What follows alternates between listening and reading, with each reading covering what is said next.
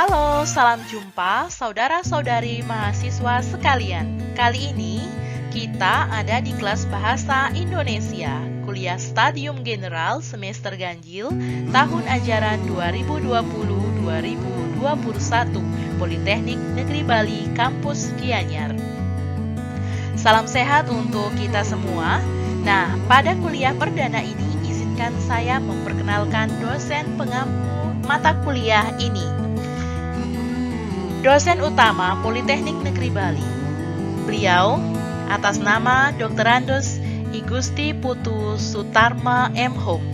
Kemudian, saya sendiri dosen pendamping Politeknik Negeri Bali Kampus Gianyar, Anak Agung Istri Hendriani, SPD MPD.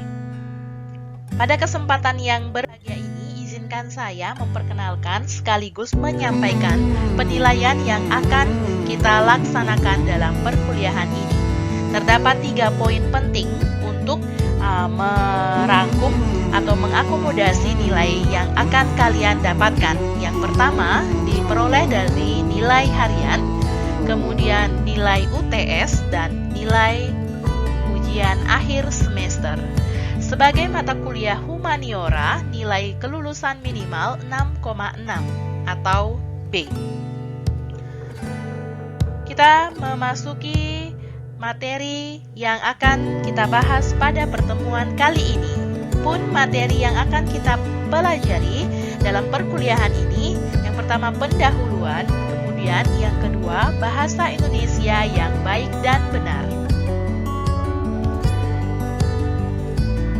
Yang pertama itu ada konsep bahasa, tujuan bahasa, kemudian perkembangan bahasa, faktor pengangkatan bahasa Melayu menjadi bahasa Indonesia, dan kedudukan bahasa Indonesia. Konsep bahasa. Ada beberapa istilah yang digunakan untuk menyebut bahasa. Misalnya, lingua dalam bahasa Latin, langue dalam bahasa Prancis, go dalam bahasa Jepang, lingua dalam bahasa Spanyol, dan language dalam bahasa Inggris. Bahasa sebagai alat komunikasi memiliki banyak definisi, tergantung pada sudut pandang para ahli bahasa. Beberapa definisi tersebut dapat dikemukakan seperti: bahasa adalah alat komunikasi. Kemudian ada juga yang menyebutkan bahwa bahasa itu merupakan lambang berupa bunyi yang dihasilkan oleh alat ucap. Selain itu, ada juga yang mengemukakan bahwa bahasa adalah alat komunikasi antar anggota masyarakat dengan bunyi atau lambang bunyi. Ada juga yang berpendapat bahwa bahasa merupakan sistem lambang bunyi yang arbitrer yang digunakan oleh anggota suatu masyarakat untuk bekerja sama, berinteraksi, dan mengidentifikasikan diri. Dan ada juga yang berpendapat bahwa bahasa adalah sistem lambang bunyi yang dipergunakan oleh para anggota suatu masyarakat untuk bekerja sama. Beberapa definisi bahasa tersebut dapat kita rangkum, dan dapat kita temukan beberapa poin pentingnya, bahwa bahasa adalah sistem lambang bunyi yang digunakan oleh anggota suatu masyarakat untuk bekerja sama, berinteraksi, dan mengidentifikasikan diri. Kedua, bahasa merupakan alat komunikasi, dan bahasa adalah suatu sistem yang memiliki kaidah baik tersirat maupun tersurat. Konsep di atas juga berlaku untuk bahasa Indonesia. Adapun tujuan mempelajari bahasa. Hakikat suatu bahasa harus dipelajari. Maksudnya, orang akan bisa berbahasa apabila ia mempelajari bahasa tersebut, termasuk bahasa Indonesia. Mempelajari bahasa dengan tujuan sekadar untuk dapat berhubungan kepada masyarakat yang menggunakan bahasa yang bersangkutan. Ya, itu merupakan tujuan praktis. Contohnya, seorang pedagang dari Jawa dengan bahasa ibunya bahasa Jawa berdagang di Pasar Badung. Ia akan berusaha mempelajari bahasa Bali agar dapat berkomunikasi lebih efektif dengan pelanggan yang kebanyakan orang Bali yang menggunakan bahasa Bali tentunya sebagai bahasa komunikasi keseharian. Jadi, dalam hal ini, pedagang dari Jawa mempelajari bahasa Bali hanyalah merupakan tujuan praktis, yaitu agar dapat berkomunikasi dengan bahasa Bali. Pun, tujuan mempelajari bahasa yang kedua yaitu tujuan linguistik. Mempelajari bahasa dengan tujuan membina dan mengembangkan bahasa menjadi bahasa yang agung di kemudian hari. Dalam konteks tujuan ini, biasanya yang melakukan adalah para ahli bahasa dan kaum terpelajar. Tujuan ketiga, tujuan artistik. Mempelajari bahasa dengan tujuan artistik maksudnya mempelajari bahasa agar dapat digunakan sebagai ramuan seni. Contohnya, dalam seni sastra, membuat puisi, cerpen, prosa, drama, dan jenis-jenis sastra lainnya. Tujuan berikutnya yaitu tujuan psikologi. Nah, tujuan psikologi maksudnya mempelajari bahasa dengan maksud ingin mengetahui jiwa si pemakai bahasa itu. Karena pada prinsipnya bahasa dapat menunjukkan karakter seseorang. Dan tujuan terakhir yang tercantum di sini yaitu tujuan filologi. Filologi itu adalah cabang ilmu bahasa yang mempelajari naskah-naskah kuno. Ya, jadi tujuan mempelajari bahasa filologi, ya tujuan filologi itu maksudnya mempelajari bahasa yang digunakan pada naskah-naskah lama dengan maksud untuk mengetahui peranan dan fungsi bahasa itu di masa lampau. Perkembangan bahasa Indonesia. Mungkin semuanya sudah tahu ya bagaimana perkembangan bahasa Indonesia hingga sekarang kita bisa gunakan dalam keseharian, dalam proses perkuliahan dan yang lainnya. Nah, bahasa Indonesia yang ada sekarang ya, secara historis tidak dapat dilepaskan dari bahasa Melayu sebagai sumber dari bahasa Indonesia. Bahasa Indonesia tumbuh dan berkembang dari bahasa Melayu yang sejak dahulu sudah dipakai sebagai bahasa perantara atau sering disebut dengan istilah lingua franca. Tidak saja di Kepulauan Nusantara, tetapi juga hampir di seluruh Asia Tenggara. Nah, peresmian nama bahasa Indonesia diawali dari Kongres Pemuda Indonesia pada tanggal 28 Oktober 1928. Inilah tonggak perkembangan bahasa Indonesia. Kemudian di dalam Sumpah Pemuda yang diresmikan ya, diresmikanlah bahasa Melayu menjadi bahasa Indonesia. Faktor pengangkatan bahasa Melayu menjadi bahasa Indonesia. Terdapat dua faktor pengangkatan bahasa Melayu menjadi bahasa Indonesia. Faktor pertama, bahasa Melayu ya, faktor pertama itu faktor intralinguistik. Faktor kedua disebut dengan faktor ekstralinguistik. Faktor intralinguistik yang pertama, bahasa Melayu sudah merupakan lingua franca di Indonesia, bahasa perhubungan dan bahasa perdagangan. Selain itu, sistem bahasa Melayu sederhana, mudah dipelajari, karena dalam bahasa ini tidak dikenal tingkatan bahasa seperti dalam bahasa Jawa, bahasa Bali yang mengenal adanya bahasa kasar dan bahasa halus. Faktor kedua yaitu faktor ekstralinguistik. Yang pertama, suku Jawa, suku Sunda, suku Bali, suku Batak, dan suku-suku lainnya menerima bahasa Melayu menjadi bahasa Indonesia sebagai bahasa nasional.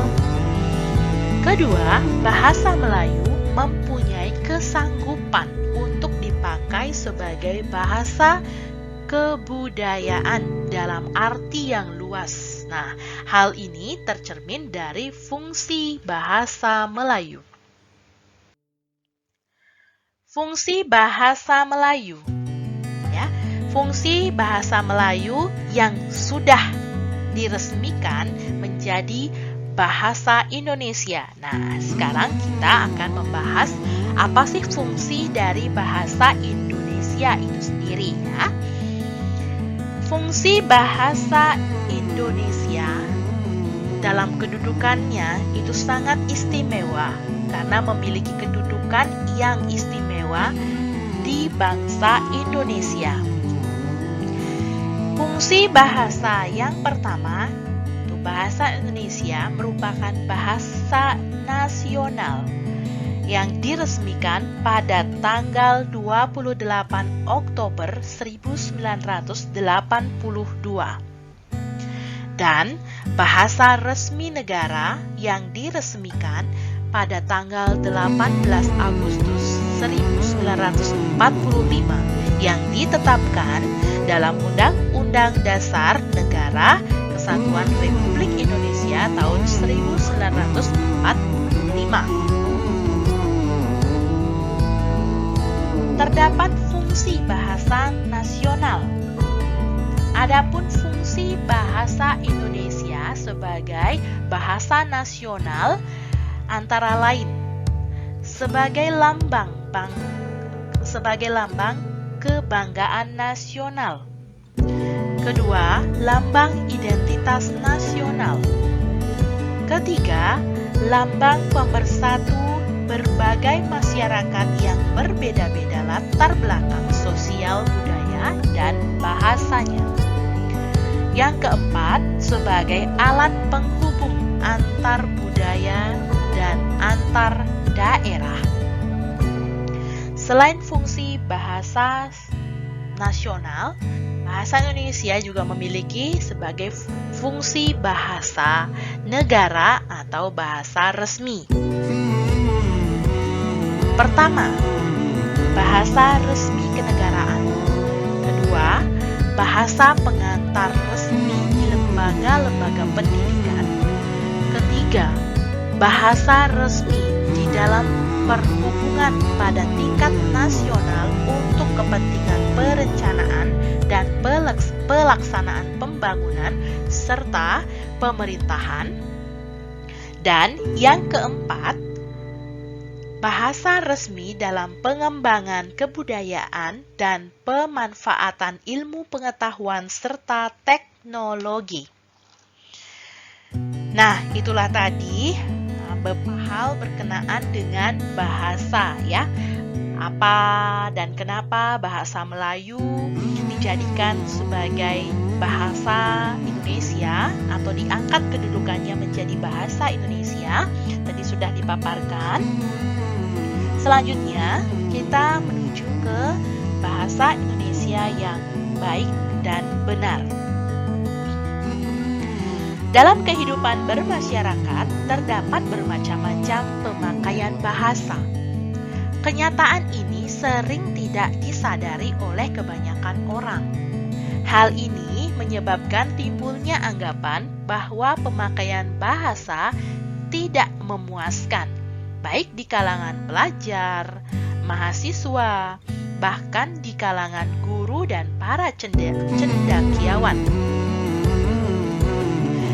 Anggapan ini sebenarnya tidak sepenuhnya benar, karena dalam pemakaian bahasa, faktor situasi dan kondisi itu sangat berperanan, sangat berpengaruh terhadap bahasa yang digunakan.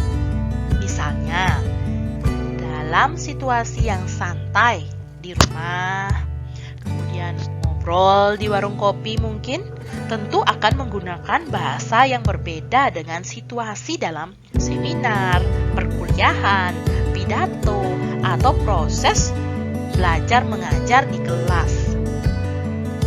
Situasi yang disebutkan terakhir tentu menuntut pemakaian bahasa Indonesia yang baku karena situasinya bersifat resmi. Nah, sehubungan dengan penjelasan tersebut, dapat dikatakan bahwa yang menjadi permasalahan dalam pemakaian bahasa Indonesia adalah bahasa baku dan bahasa tidak baku. Pemakaian bahasa baku dan tidak baku berkaitan dengan situasi resmi dan tidak resmi. Nah, pada bagian kali ini kita akan membahas dan masih berhubungan dengan bahasa baku dan tidak baku, yaitu bahasa yang baik dan benar. Nah, bagaimana bahasa itu disebut dengan bahasa yang baik dan bagaimana pula bahasa tersebut disebut dengan bahasa yang benar. Bahasa Indonesia yang baik dan benar terkait dengan baku atau tidaknya sesuai dengan konteks situasi penggunaannya. Bahasa Indonesia yang baik dan benar juga demikian. Nah, bahasa Indonesia yang baik dan benar terdiri dari konsep bahasa Indonesia yang baik dan benar, dan bahasa Indonesia yang benar tersebut.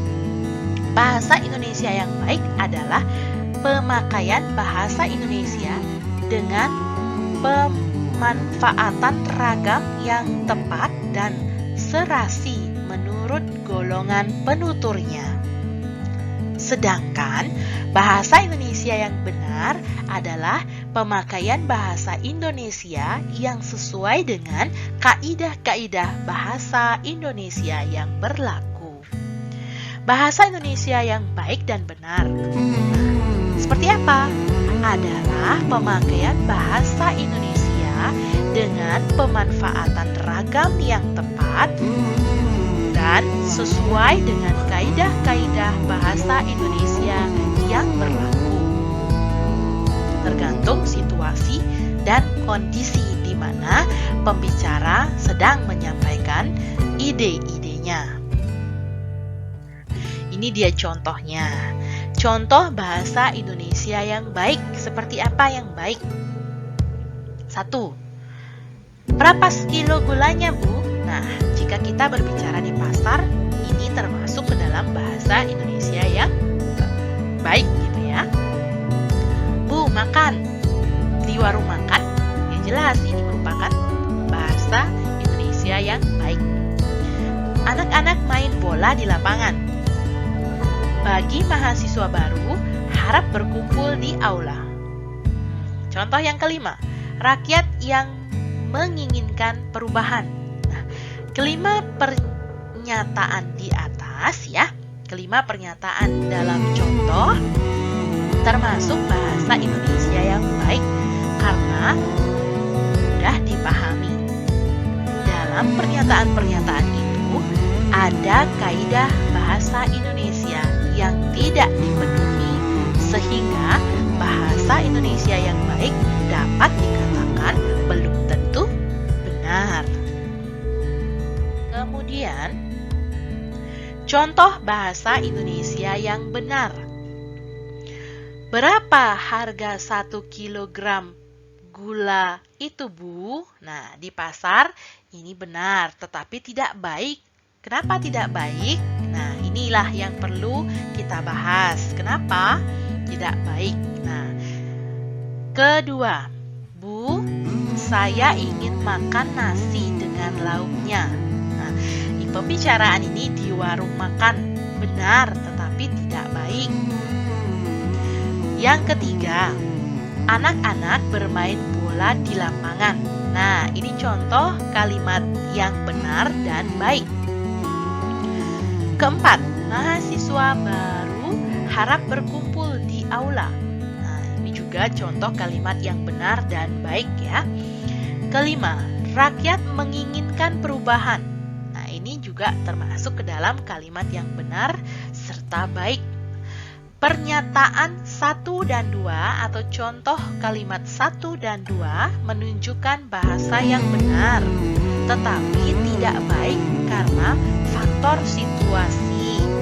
Ya, tidak mungkin dalam situasi yang santai kita menggunakan kalimat yang seperti pada contoh 1 dan 2. Bisa dibayangkan jika kita dalam suasana santai atau dalam suasana berbelanja, kita menggunakan kalimat yang benar, SPOK-nya sesuai dengan kaidah kebahasaan.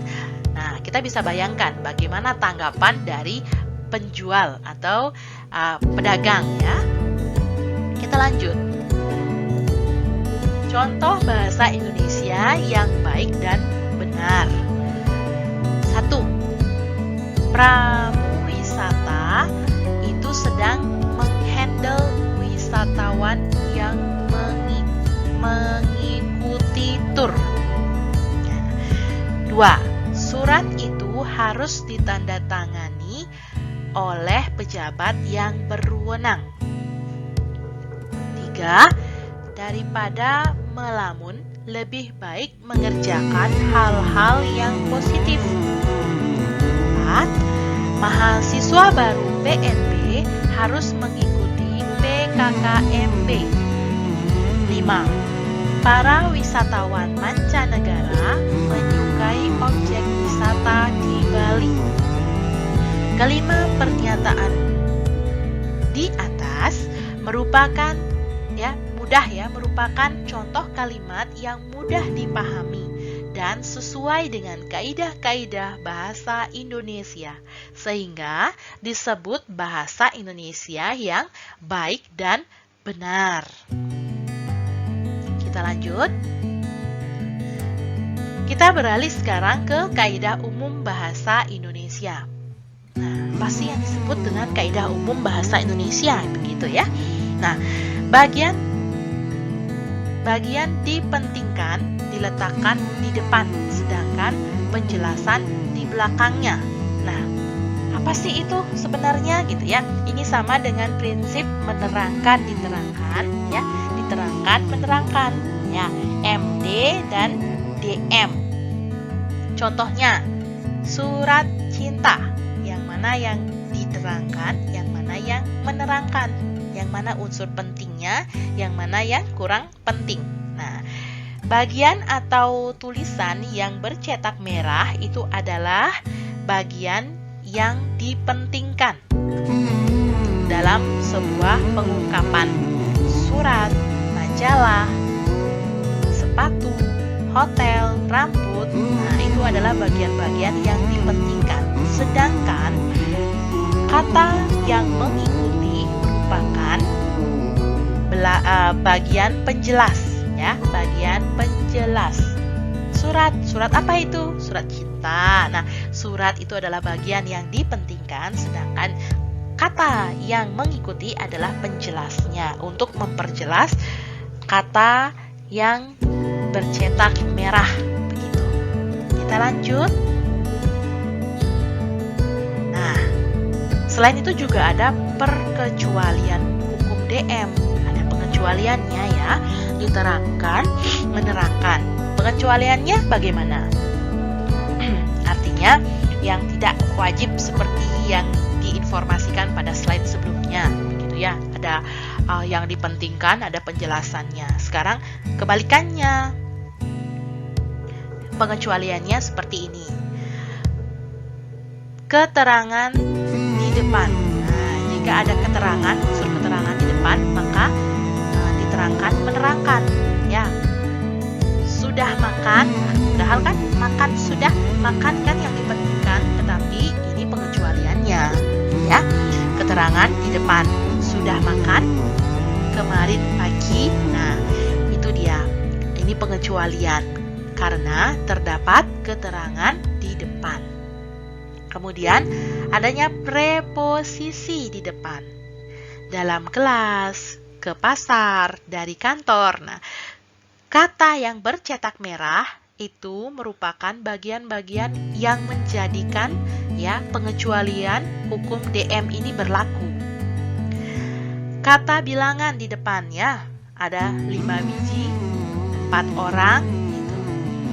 Kemudian kata majemuk dari bahasa asing, Perdana Menteri, purbakala. Kemudian yang terakhir, kata majemuk berarti kias, panjang tangan, besar kepala. Itu yang menjadi pengecualian dari hukum DM. Artinya tidak selalu pada yang bagian pertama adalah unsur yang dipentingkan, kemudian ada penjelasnya. Nah, 5 unsur bagian ini ketika ada di depan kata yang dipentingkan, maka terjadilah pengecualian dari hukum DM ini.